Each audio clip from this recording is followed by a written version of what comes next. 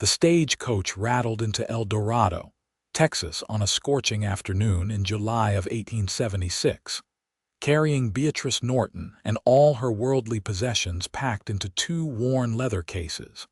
Along with hopes, she tried desperately to keep from crumbling like the dust that coated everything in this harsh frontier town. Beatrice pressed her face to the window, searching for the man whose letters had promised her a new life, a fresh start away from the poverty and shame that had driven her from Boston.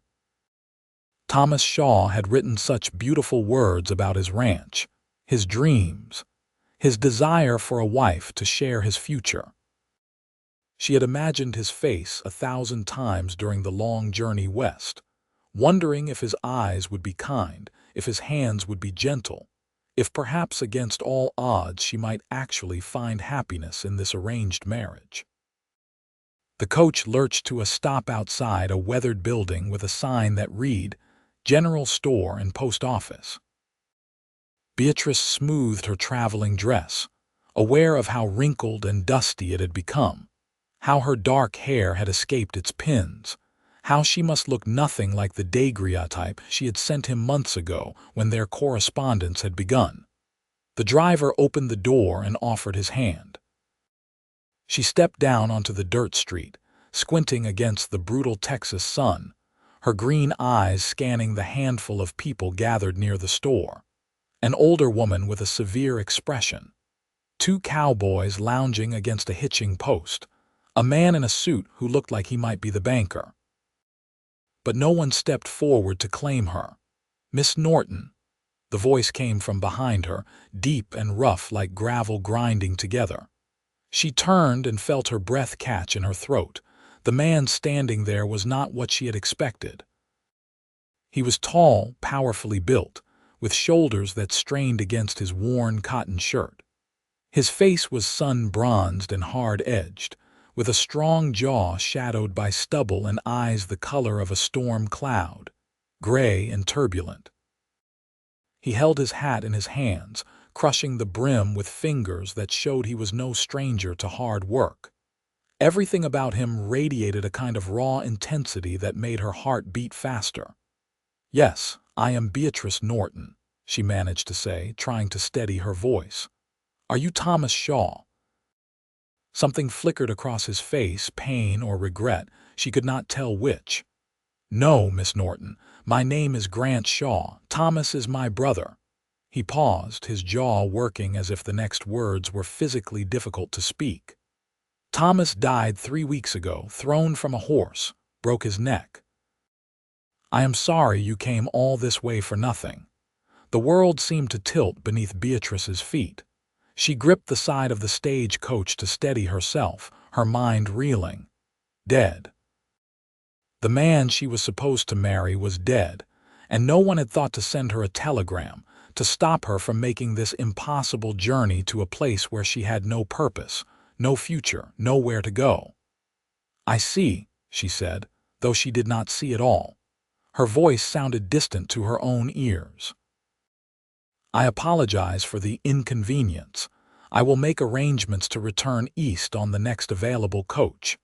Grant Shaw was looking at her with an expression she could not quite read. His storm-gray eyes moved over her face as if searching for something. "When did you last eat?" The question surprised her. That is, yesterday morning, I believe."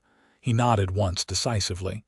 "Come with me. We will get some food in you and figure out what comes next. You look like you are about to fall over." Beatrice wanted to protest, to maintain some dignity, but the truth was she felt faint from hunger and the shock of this news. She had used the last of her money to pay for the stagecoach fare.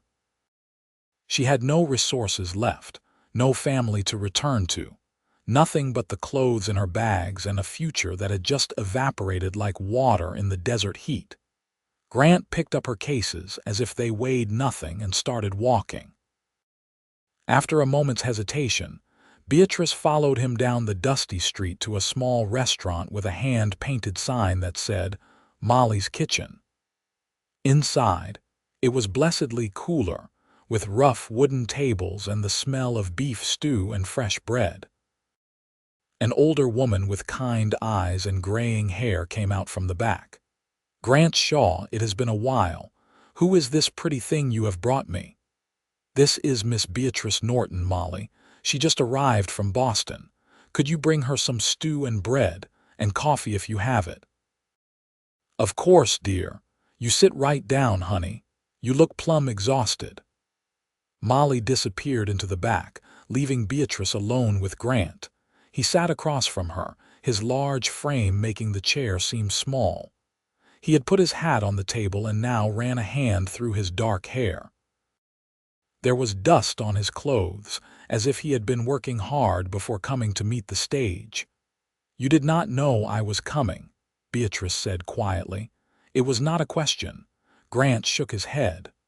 "Found the letters in Thomas's things after the funeral.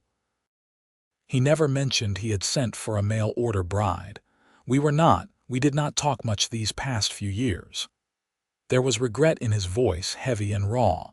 "Were you not close? Once we were, when we were boys, but life has a way of driving people apart. Different dreams, different choices. He wanted to build up the ranch our father left us. I spent years working other people's land, sending money back but never staying. Came home 6 months ago to find him. Well, to find things between us were not easy anymore." Molly returned with a steaming bowl of stew, thick with vegetables and chunks of beef, along with a basket of bread and a mug of strong black coffee. Beatrice realized just how hungry she was and had to force herself to eat slowly, to maintain some semblance of manners. Grant watched her for a moment, then said, "Tell me about yourself, Miss Norton. Why would a woman like you agree to marry a stranger and travel across the country to Texas?" Beatrice swallowed a bite of bread, considering how much truth to tell. "I had no prospects in Boston. My father died 2 years ago, leaving debts. My mother passed when I was a child. I had been working as a seamstress, but the shop closed. I was facing choices I did not wish to make. When I saw Thomas's advertisement seeking a bride, it seemed like Providence offering me a way forward." She did not mention the landlord who had suggested alternative arrangements for paying her rent. She did not mention the hollow feeling of standing in her cold room, knowing she was 1 month, perhaps 2, from being on the streets. She did not mention the shame that had chased her west, the shame of being poor and alone and desperate. Grant nodded slowly. "Thomas was a good man. He would have treated you well. He deserved better than to die the way he did, before he had a chance to build the life he wanted." There was genuine grief in his voice, and Beatrice felt a pang of sympathy for this rough cowboy who clearly loved his brother despite whatever had come between them. "I am sorry for your loss," she said quietly, "and I am sorry you traveled all this way for nothing." He was silent for a moment, then seemed to come to a decision. "Look, Miss Norton, I know this is not what you expected, but I have a proposition for you. The ranch needs help. I am trying to manage it on my own, but it is too much for one person.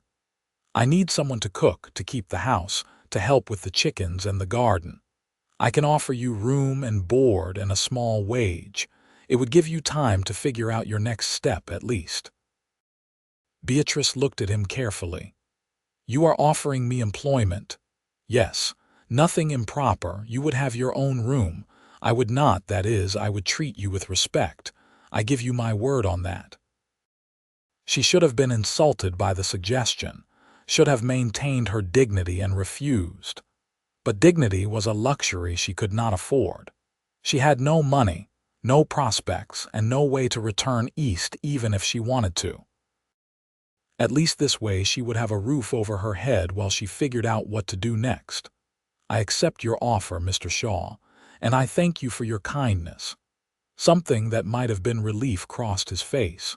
"Call me Grant, and I should warn you the ranch is not fancy. It is rough living, hard work. but it is honest work and the land is beautiful in its own way. They finished the meal in relative silence, with Beatrice gradually feeling strength return to her body along with the food. When they were done, Grant paid Molly and then led Beatrice back outside to where a wagon waited, hitched to two sturdy horses. He loaded her cases into the back and then helped her up onto the seat, his hands strong and steady on her waist.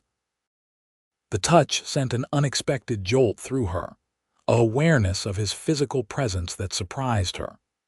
She settled onto the hard wooden seat and tried to ignore the feeling, tried to tell herself it was just exhaustion and shock making her confused. Grant climbed up beside her and took the reins. The wagon lurched forward, and they headed out of town onto a rutted road that led north into rolling prairie, dotted with mesquite trees and patches of scrub brush.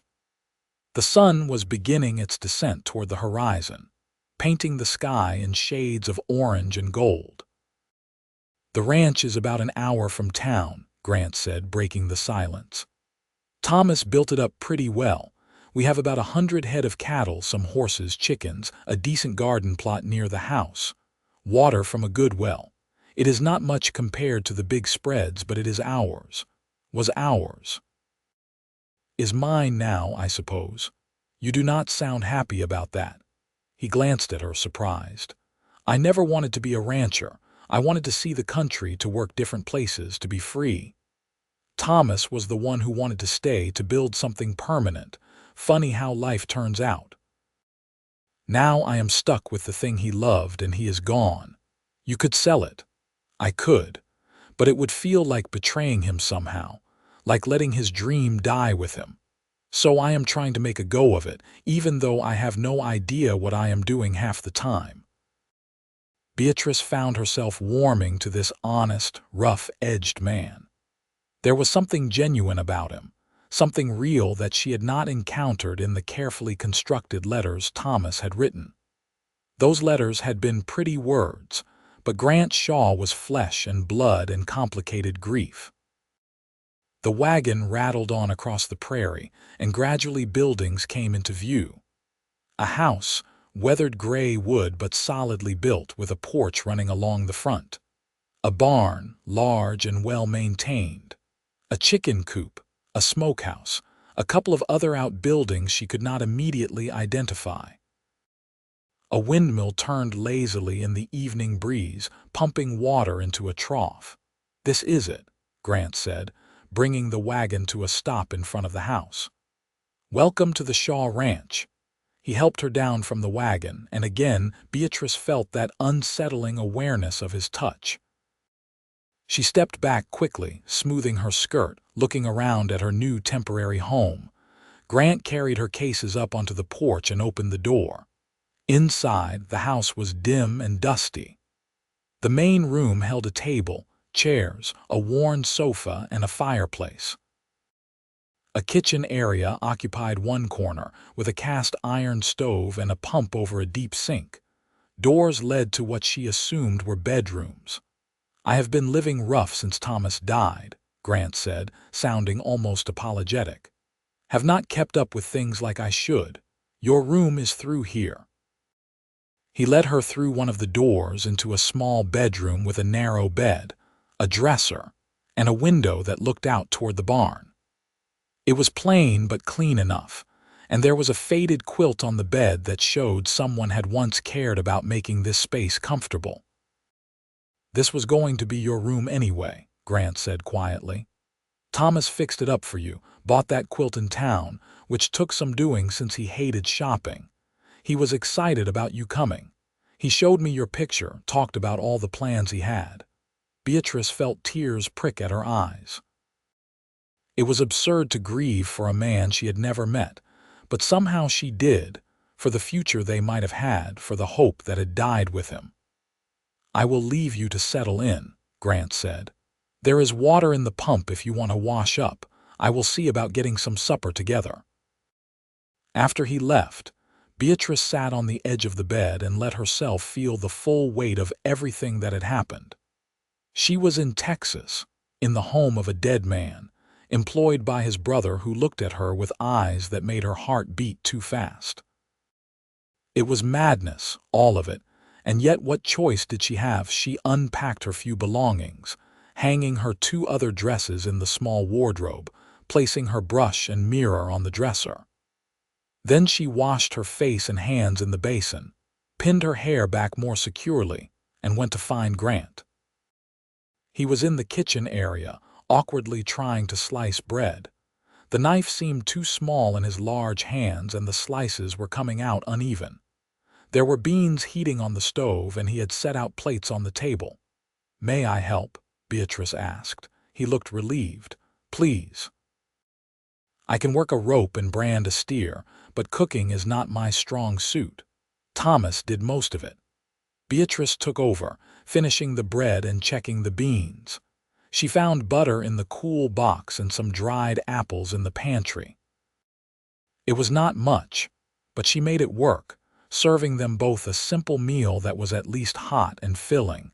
They ate in silence for a while, and then Grant said, "I should tell you about what your duties would be if you are still agreeable to staying. Cooking and cleaning the house, tending the chickens, working the garden when things come in. Maybe some mending if you know how. I can pay you $10 a month plus room and board. Is that acceptable?" $10 was not much, but it was more than she had now. "That is acceptable." "When would you like me to start?" "Tomorrow is soon enough. You must be exhausted from your journey. Get some rest tonight and we will work out a routine in the morning." After they finished eating, Beatrice washed the dishes while Grant went out to tend to the horses and check on the other animals. She could see him through the window, moving through the growing darkness with easy confidence. A man at home in this hard land, even if he claimed not to be. When he came back in, she had already retreated to her room. She heard him moving around the house, the creak of floorboards, the sound of a door closing. Then silence settled over everything, broken only by the occasional call of a night bird and the whisper of wind across the prairie. Beatrice lay in the narrow bed, staring at the ceiling, trying to process everything that had happened. This morning, she had woken up on a stagecoach, believing she was traveling toward her future as a married woman. Tonight she was in a stranger's house, employed as a housekeeper, with no clear idea of what would come next. And yet, despite the uncertainty, despite the fear and grief and exhaustion, she felt something else too, something like possibility. Grant Shaw was not the man she had come here to marry, but he was interesting in a way his brother's letters had not prepared her for. There was a depth to him, a complexity that drew her attention. She told herself not to be foolish. He was her employer, nothing more. He had offered her help out of decency, and perhaps guilt over his brother's death. She could not afford to let her imagination run wild, to start seeing romance where there was only practical necessity. But as she drifted off to sleep, it was Grant's storm-gray eyes she saw in her mind, and the memory of his hands on her waist as he helped her down from the wagon.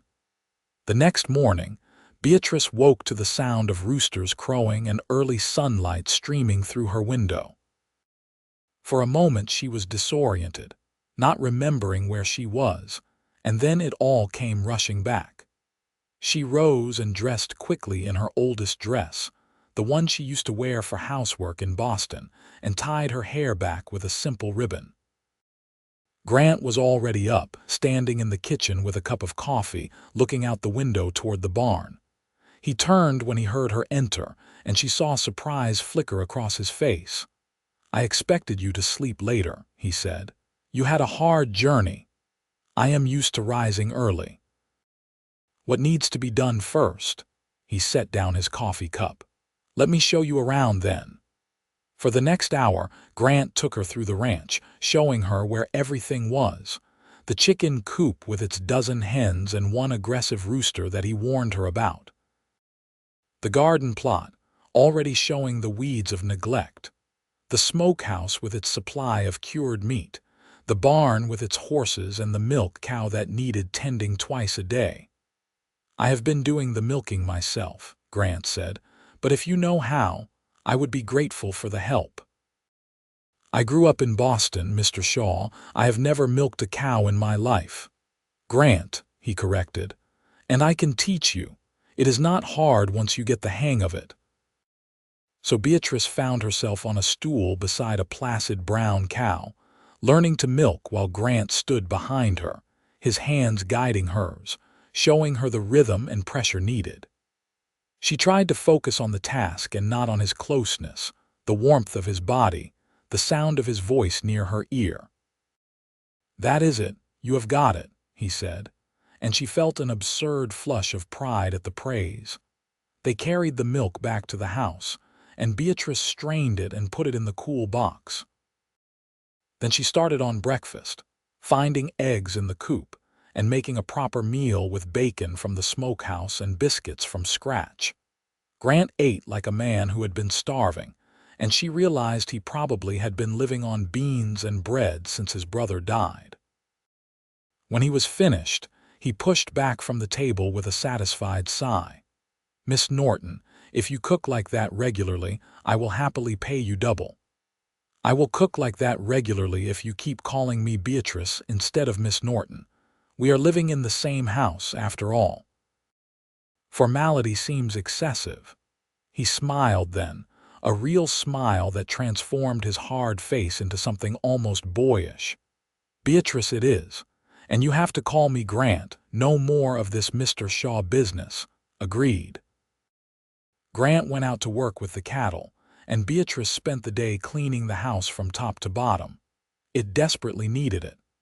Dust coated every surface, dishes were piled in the sink, and the floors had not been swept in what looked like weeks.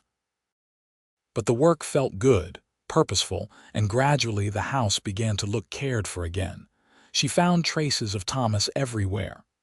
His coat hanging on a peg by the door, his boots under his bed, a book on the table with a marker in it, forever waiting for him to finish reading. She gathered these things carefully, unsure what to do with them, and finally knocked on the door of what she assumed was Grant's room. He opened it, and she held out the items. "I found these. I thought you might want to put them somewhere safe." Grant looked at his brother's belongings and grief passed over his face like a shadow. "I should have dealt with this already. It is hard to let go of the last pieces of him." "I understand. I can pack them away if you want, or we can leave them for now." "No, you are right. It is time." He took the items from her, his fingers brushing hers for just a moment. "Thank you, Beatrice, for being kind about this. I know it must be strange for you living in a dead man's house."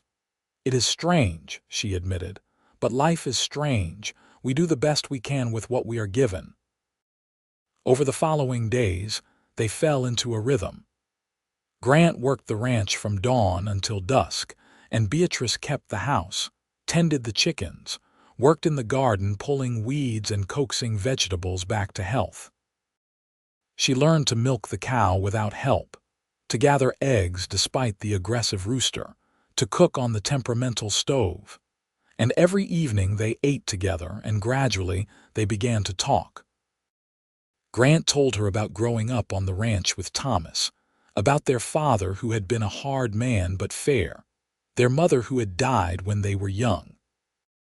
He told her about the years he had spent drifting, working ranches in Wyoming and Montana and Colorado, never staying long enough to put down roots. "I thought I wanted freedom," he said one evening as they sat on the porch watching the sunset. "But maybe what I really wanted was to escape. From responsibility, from having to be the person everyone expected me to be. Thomas stayed and did the hard work while I ran. And now he is gone, and I have to live with knowing I wasted the time we could have had together." Beatrice wanted to reach out and touch his hand to offer comfort, but she held herself back. "You cannot change the past, Grant. All you can do is honor his memory by taking care of what he built." "Is that what you do? Honor the past?" She considered the question. "I try to learn from it." I made mistakes in Boston, trusted the wrong people, believed promises that were never meant to be kept. I came here hoping for a fresh start. I suppose I am still hoping for that, even if it looks different than I expected." Grant turned to look at her, his gray eyes intense in the fading light. What kind of mistakes? She had not told him the full truth about why she left Boston, but something in his gaze made her want to be honest. "I was engaged once, briefly, to a man who worked at my father's firm. After my father died, I discovered the debts, and suddenly my fiancé was not so interested in marriage anymore. He made it clear that I was only valuable to him as long as I came with money. When I had nothing, I was nothing." "He was a fool," Grant said quietly. "Perhaps. But it taught me that I need to be able to take care of myself, to not depend on promises from men who may not keep them." "Is that why you answered Thomas's advertisement? Because you saw it as a business arrangement?" "Yes.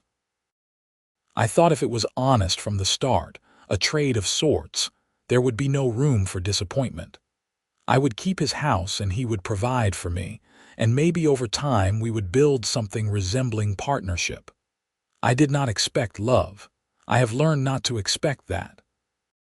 Grant was quiet for a long moment. Then he said, "Thomas would have loved you. He had a good heart. He would have tried to make you happy." "I believe that, and I am sorry I never got the chance to know him." The conversation drifted to other things, but Beatrice felt that something had shifted between them. They were no longer employer and employee, not quite. They were two people who had both lost things, both been disappointed, both trying to figure out how to move forward. As the weeks passed, Beatrice found herself thinking about Grant more than she should. She noticed the way his shoulders moved when he worked, the sound of his laughter when something amused him, the gentleness in his hands when he handled the animals. She noticed how he always made sure she had water to drink when the day was hot, how he fixed the loose board on the porch without her asking, how he brought her wildflowers one day because he thought they might brighten the kitchen. She told herself it was nothing, just loneliness and proximity creating false feelings. But her heart beat faster when he walked into a room, and she found herself looking forward to their evening conversations more than anything else in her day. One afternoon in late August, a storm rolled in across the prairie, dark clouds building up like mountains on the horizon. Grant came back to the house early, hurrying to get the animals secured before the weather hit. "This looks like it could be a bad one," he said, latching the door behind him.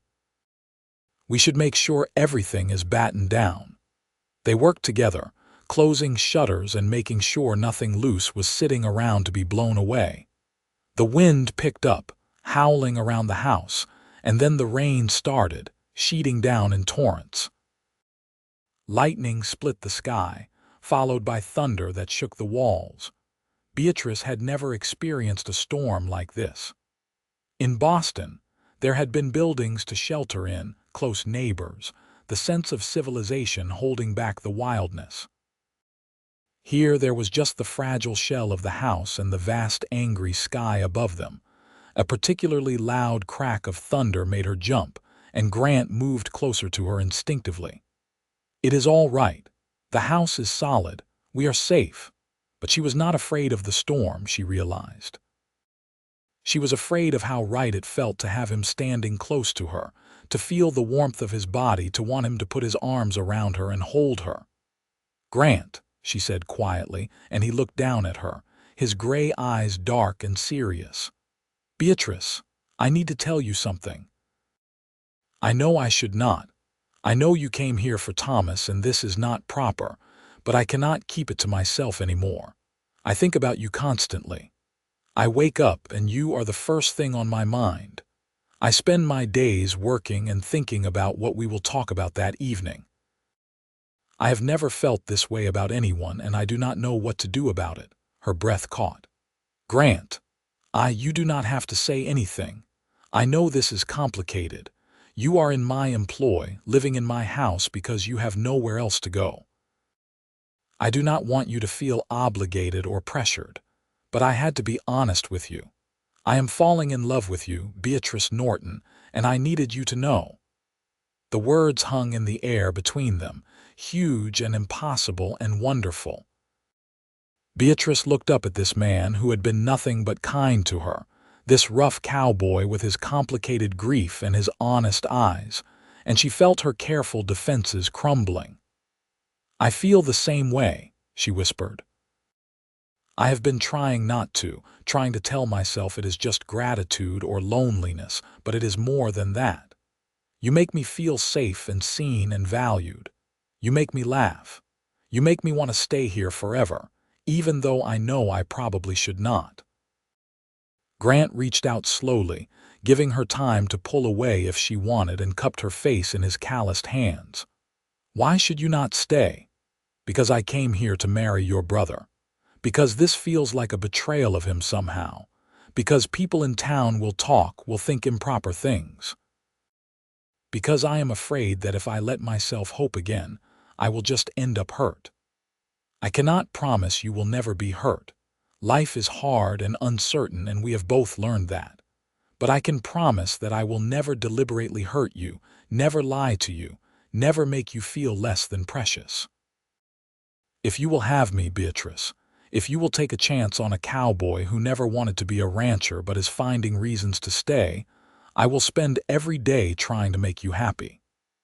The storm raged outside, but inside the little house, everything was still and quiet and full of possibility. Beatrice stood on her toes and kissed him, answering with action what words could not quite convey. Grant kissed her back gently at first, then with growing passion, pulling her close against him. She felt safe in his arms, safe and desired and cherished in a way she had never experienced before. When they finally broke apart, both breathing hard, he rested his forehead against hers.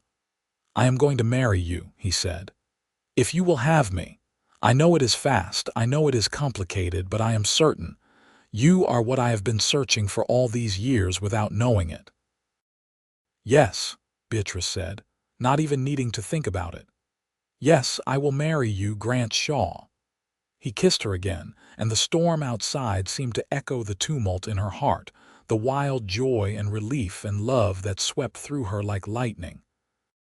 That evening, as the storm cleared and left the air fresh and clean, they sat together on the porch and talked about the future. They would get married in town as soon as the arrangements could be made. They would work the ranch together, building it up the way Thomas had dreamed. They would create a life together here in this hard, beautiful land. "You think Thomas would approve?" Beatrice asked, leaning against Grant's shoulder. "I think he would be happy that something good came from his death. He always wanted me to settle down, to find purpose. I just never thought I would find it like this. I wish I could have known him. You do, in a way. Everything here is touched by him. The house, the barn, the careful way he planned out the garden, every fence post and water trough. He put his heart into this place, and now we get to carry that forward." The next few weeks passed in a blur of preparation. Grant went into town and spoke with Reverend Miller, arranging for the wedding to take place on a Saturday in September. Word spread quickly, as it always did in a small town, and there was some talk, as Grant had predicted. People whispered about the mail-order bride who had been meant for one brother and ended up with the other. Some thought it was romantic, others thought it was scandalous, but Grant and Beatrice did not care. Molly from the restaurant was thrilled and offered to make the wedding cake. The banker's wife, Mrs. Henderson, donated some lace for Beatrice to trim a dress with. Even the stern, older woman Beatrice had seen that first day, who turned out to be Mrs. Patterson, who ran the boarding house, softened and gave her blessing. "You make that boy smile," she told Beatrice when she came into the general store to buy fabric. "I have known Grant Shaw since he was knee-high, and I have never seen him look at anyone the way he looks at you. Thomas would have wanted his brother to be happy. The wedding day dawned clear and bright, with a hint of fall in the air tempering the Texas heat. Beatrice wore a simple dress in pale blue that she had sewn herself, with the lace Mrs. Henderson had provided at the collar and cuffs. She pinned her dark hair up and tucked a few wildflowers into it that Grant had brought her that morning. The church was small but packed with people from town and neighboring ranches. Grant stood at the front with Reverend Miller, looking uncomfortable in his Sunday best but impossibly handsome. When Beatrice walked down the aisle, his face lit up with such pure joy that she felt tears prick at her eyes. They spoke their vows in strong, clear voices, promising to love and honor each other for all their days. When Reverend Miller pronounced them husband and wife, Grant kissed her with such tenderness that several women in the congregation dabbed at their eyes with handkerchiefs. The reception was held at Molly's restaurant, with tables pushed together and food contributed by half the town.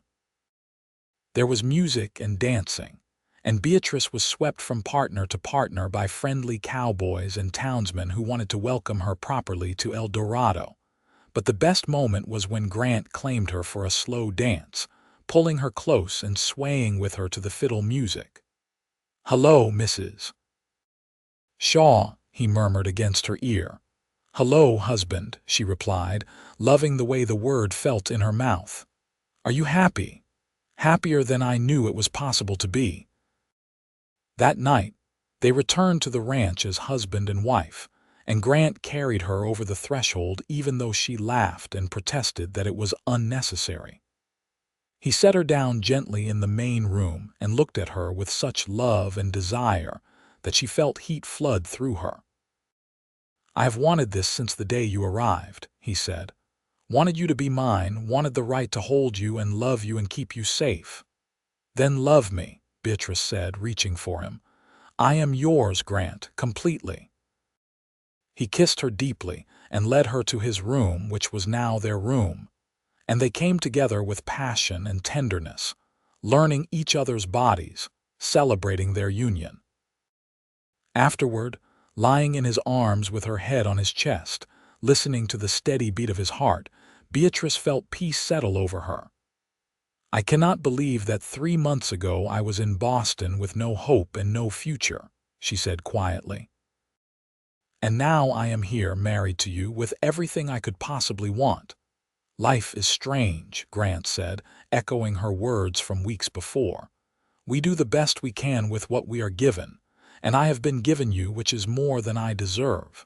We have been given each other. That is enough." As fall turned to winter and winter to spring, Grant and Beatrice built their life together.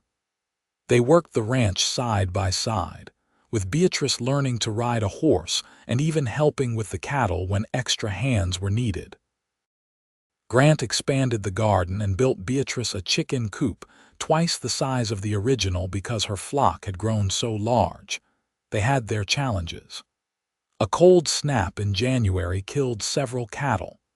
A dispute with a neighboring rancher over water rights required careful negotiation. There were days when the work seemed endless and the land seemed determined to defeat them. But they faced everything together, and that made all the difference. In the spring, Beatrice discovered she was pregnant.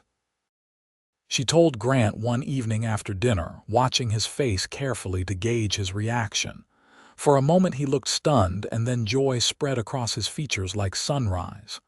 "A baby," he said, his voice choked with emotion. "We are going to have a baby. Yes, in the fall, I think. October or November."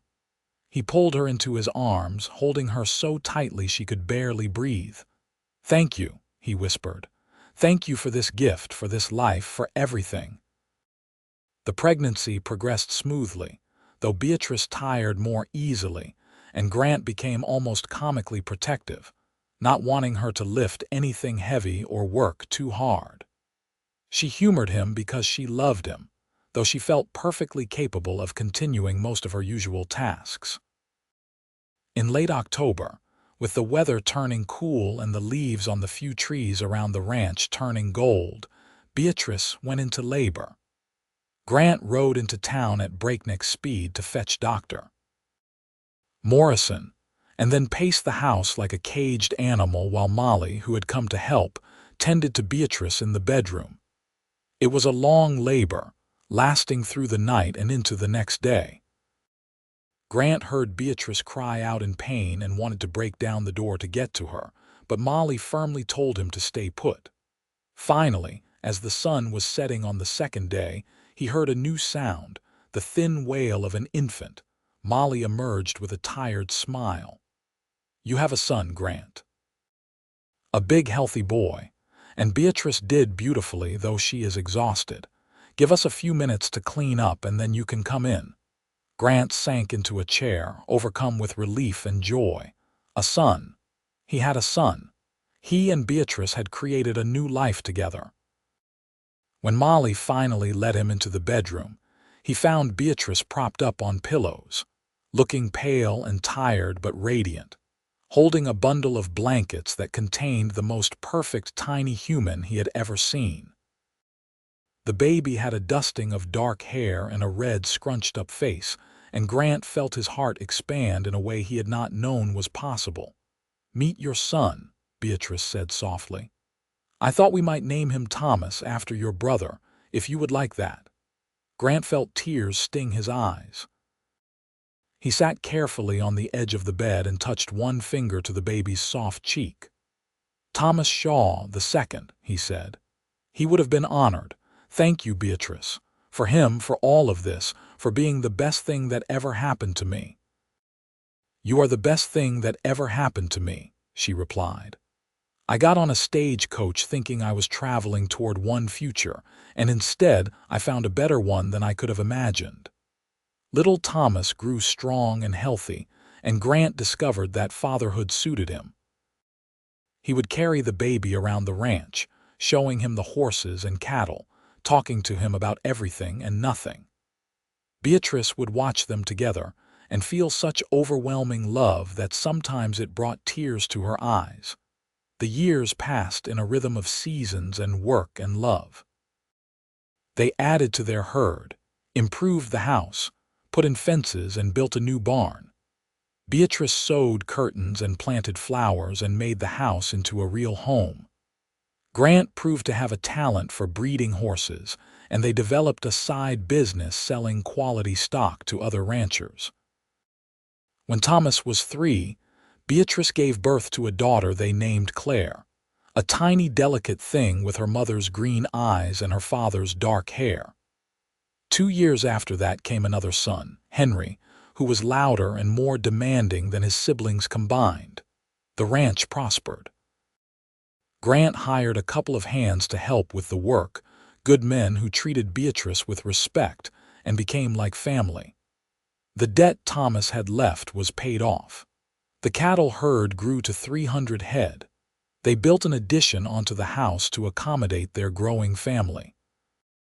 On a warm evening in June, 10 years after Beatrice first arrived in El Dorado, she stood on the porch watching her children play in the yard. Thomas was teaching Claire how to rope a fence post, while baby Henry toddled around getting in everyone's way. Grant came up behind her and wrapped his arms around her waist, pulling her back against his chest. "What are you thinking about?" he asked. "How grateful I am. How different my life could have been if Thomas had not placed that advertisement, if I had not been brave enough to answer it, if you had not been kind enough to offer me work. If I had not fallen in love with you the moment I saw you step off that stagecoach," Grant added. She turned in his arms to look at him. "You did not." "I did. I looked at you and thought, that is the most beautiful woman I have ever seen, and she was supposed to marry my brother and I have no right to want her, but I wanted you anyway from that very first moment. You never told me that. I was afraid you would think I was being disrespectful to Thomas's memory. But the truth is, I was jealous of my dead brother for having won your hand first. And then I felt guilty about that jealousy. It took me a while to accept that I was allowed to love you, that it was not a betrayal of him." Beatrice reached up and cupped his face in her hands. "Thomas brought us together in his own way. If he had lived, I would have married him and built a different life, and it probably would have been fine.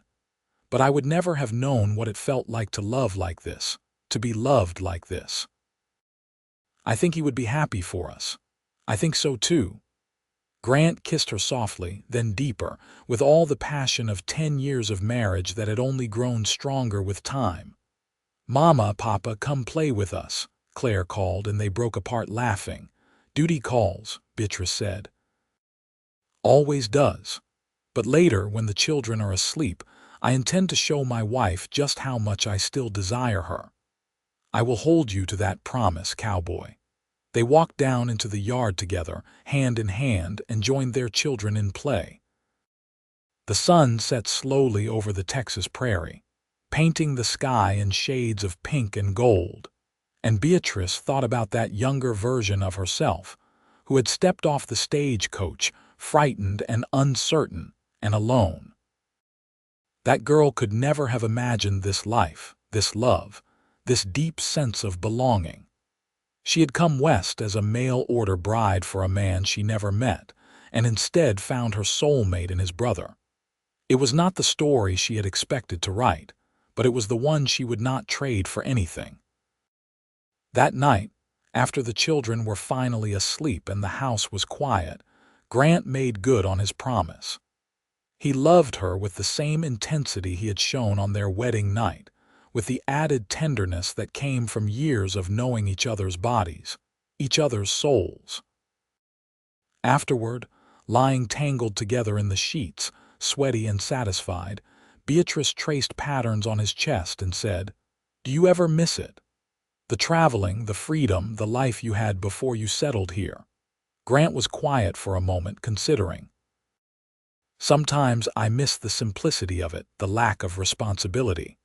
But I do not miss the loneliness, the feeling of not belonging anywhere. You and the children, this ranch, this life we have built, this is what I was searching for all along without knowing it. You are my home, Beatrice. Wherever you are, that is where I want to be.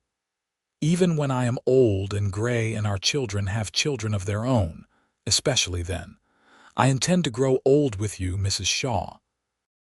I intend to sit on that porch in our rocking chairs and watch our grandchildren play and bore them with stories about how their grandmother arrived on a stagecoach to marry my brother and ended up stealing my heart instead." Beatrice laughed. "That is a good story. It is the best story. It is our story." She kissed him then, pouring all her love and gratitude and joy into it, and he responded in kind. They had found each other through unlikely circumstances, through grief and chance and courage. They had built something beautiful together, something that would last long after they were gone. Outside, the Texas night was alive with the sound of crickets and the whisper of wind through grass. The land that had seemed so harsh and unforgiving when Beatrice first arrived had become home, had softened and revealed its beauty to her patient eyes. The ranch that Thomas had built and Grant had preserved was now their legacy, the foundation of their family's future. The years continued to pass, bringing both joy and sorrow as they always do. Grant's father-in-law character that never existed was not missed, but they maintained good relationships with their neighbors and the town. Thomas grew into a fine young man, serious and hardworking like the uncle he was named for. Claire was spirited and clever, keeping her parents on their toes. Henry turned out to have a gift with horses that surpassed even his father's. They added one more child to their family, a daughter named Sarah who arrived when Beatrice was 35 and Grant was 38. The birth was harder than the others, and Dr. Morrison warned them quietly that they should not try for more children. Beatrice and Grant were content with their 4, feeling blessed beyond measure.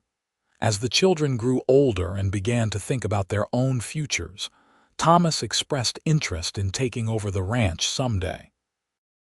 Grant taught him everything he knew, passing on not just practical skills but the love of the land that he had discovered through hard work and commitment. Claire wanted to be a teacher, so they sent her to live with Molly in town during the school year so she could attend the new schoolhouse that had been built. It was hard to let her go, but they were proud of her ambition and determination. Henry talked about starting his own ranch someday, maybe farther west where land was still cheap. Sarah was still too young to know what she wanted, content to follow her older siblings around and get into mischief. On their 15th wedding anniversary, Grant took Beatrice into town and bought her a beautiful cameo brooch at the general store. It was extravagant, more than they should have spent, but he insisted. "You have given me 15 years of happiness," he said as he pinned it to her dress. "You have given me 4 beautiful children and a home that is full of love. You took a chance on a cowboy who did not even know what he wanted, and you helped me become the man I needed to be. A piece of jewelry seems like a small thing in comparison." "You took a chance on me too," Beatrice reminded him. "You offered help to a stranger with nowhere to go. You saw value in me when I was not sure I had any value left. We saved each other, Grant." He pulled her into his arms, not caring that they were standing in the middle of the general store with Mrs. Patterson watching with an indulgent smile. "I would take that chance again every day for the rest of my life." Time moved forward as it always does. The children grew up and began lives of their own. Thomas did indeed take over the ranch, marrying a sweet girl from town named Anna and building a house on the north section of the property. They gave Grant and Beatrice their first grandchildren, twin boys who were absolute terrors and absolute joys. Claire became a teacher in El Dorado, eventually marrying the new doctor who had taken over when Dr. Morrison retired.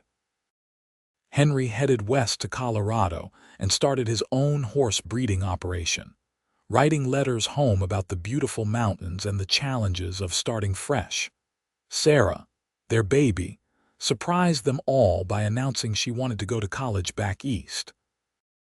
It was 1895 by then, and the world was changing in ways that sometimes left Grant and Beatrice shaking their heads in wonder. But they supported her dream, using money they had carefully saved to pay for her education. Grant and Beatrice settled into a comfortable middle age, still working the ranch, but leaving more of the heavy labor to Thomas and the hands. They had time now for the things they had been too busy for before: long rides across the prairie, quiet evenings reading together, mornings spent lingering over coffee and conversation. "You have any regrets?" Beatrice asked him one evening as they sat on the porch watching the sunset. It was a ritual they had maintained for 25 years now, this quiet time at the end of the day. Grant thought about it seriously. "I regret that Thomas did not live to see what we built here, that he did not get to meet his namesake or any of our children. I regret the years we were not close, the time I wasted drifting instead of coming home. But as for you, as for our life together, I have no regrets at all. I regret the years I spent in Boston feeling worthless and afraid. But everything that happened there led me here to you, so perhaps even those hard times had purpose. I certainly do not regret getting on that stagecoach, even though it was terrifying. Best decision I ever made." "Second best," Grant corrected with a smile. "The best was agreeing to marry me instead of going back east. That is true, though I am not sure I ever seriously considered leaving.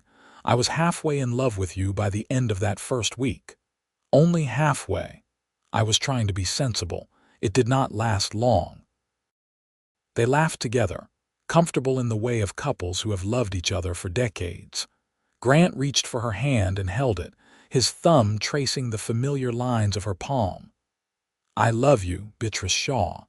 I loved you when you were a beautiful young woman stepping off a stagecoach. I loved you when you were round with our children. I love you now with silver in your hair and laugh lines around your eyes, and I will love you until my last breath and beyond." Beatrice felt tears prick at her eyes, still moved by his words after all these years. "I love you too, Grant. You are the best man I have ever known, and I thank God every day that your brother placed that advertisement, that I was brave enough to answer it, that you were there waiting even if you did not know you were waiting for me." They sat in comfortable silence as the sky darkened and stars began to appear. The ranch spread out around them, solid and real, built on hard work and love and commitment. Their family was thriving, their legacy secure. They had faced challenges and overcome them together. They had built something that would outlast them. It was not the life Beatrice had imagined when she left Boston all those years ago. It was better. It was real and complicated and full of love. It was everything she had stopped believing she could have, given to her by a rough cowboy who had not known he wanted to be a rancher until he had someone to ranch for. "Come to bed," Grant said softly. "It has been a long day." In a moment. "I just want to sit here a little longer and appreciate all of this." He stood and dropped a kiss on the top of her head. "Do not stay out too long. Texas nights can still be cold." "I won't." After he went inside, Beatrice sat alone in the darkness, listening to the sounds of the night. An owl hooted somewhere nearby. Cattle lowed softly from the pasture. The wind whispered through the grass the way it always had, the way it always would. She thought about the long journey that had brought her here, the twists and turns of fate that had led her to Grant and to this life. She thought about Thomas, whose death had seemed like the end of everything, but had actually been a strange kind of beginning. She hoped he was at peace, wherever he was, that he knew his legacy lived on not just in the ranch but in the children who bore his name and learned his values. Finally, feeling the chill Grant had warned her about, Beatrice rose and went inside. The house was warm and welcoming, lit by lamplight. Grant was waiting for her in their bedroom, and she joined him there, sliding into bed beside him and curling into his familiar warmth. "Took you long enough," he murmured, pulling her close. "I was thinking." "About what?" "About how lucky I am. About how much I love this life we have built." "I am the lucky one," Grant insisted, but Beatrice just smiled in the darkness. They were both lucky. They had found each other when neither was looking, had built love out of grief and uncertainty, had created a family and a legacy that would endure. It was a simple story in many ways, a mail-order bride who married the wrong brother and found the right man. But it was their story, and it was beautiful. As Beatrice drifted off to sleep, safe and warm in her husband's arms, she felt only gratitude. For the courage that had brought her west, for Grant's kindness in offering her work, for the love that had grown between them, steady and strong and true. For the years they had shared and the years still to come. The ranch slept around them, the animals settled in their pens and pastures, the land resting under the vast Texas sky. And in the small bedroom, Grant and Beatrice Shaw held each other close, two souls who had found their way home at last. Tomorrow would bring new challenges and new joys, but tonight there was only peace and love and the quiet certainty that they were exactly where they were meant to be, with exactly who they were meant to be with, forever and always.